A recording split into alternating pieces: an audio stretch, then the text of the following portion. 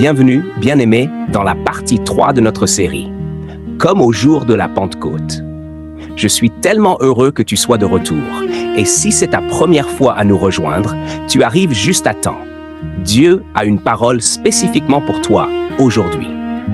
Si cette vidéo te bénit, veuillez aimer, partager et vous abonner pour recevoir des contenus pieux et édifiants comme celui-ci.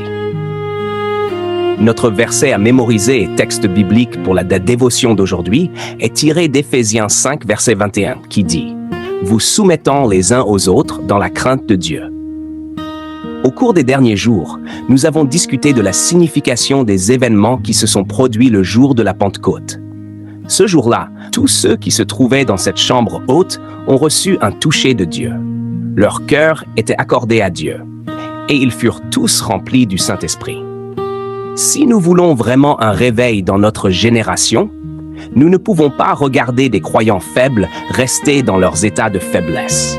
Si nous sommes vraiment unis, nous ne détournerons pas le regard lorsque nous voyons un frère s'assoupir alors qu'il devrait prier. Nous lui tendrons la main pour l'encourager à prier. Nous ne verrons pas une sœur s'habiller indécemment et montrer des signes de recul sans essayer d'encourager sa foi. Si le feu de quelqu'un semble mourir, prie pour cette personne, plutôt que de l'utiliser comme un mauvais exemple pour les autres, afin de te faire paraître juste.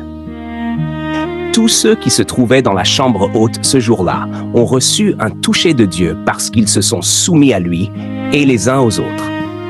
Personne ne se sentait supérieur. Dans les années 70, il y avait un jeune homme qui était très populaire parce qu'il était fortement oint par Dieu.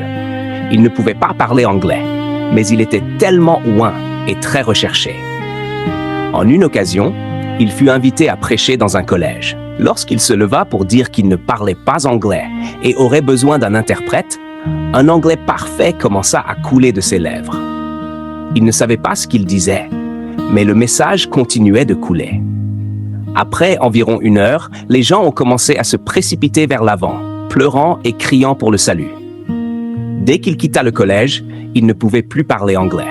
Il y avait des témoignages d'au moins 3 personnes mortes que Dieu a ressuscitées à travers lui. Chaque fois qu'il priait pour les malades, il décrivait comment leur maladie sortait de leur corps jusqu'à ce qu'ils soient complètement guéris.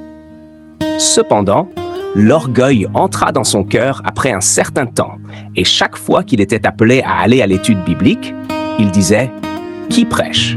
Combien de morts a-t-il ressuscité ?» Malheureusement, il a fini dans un asile.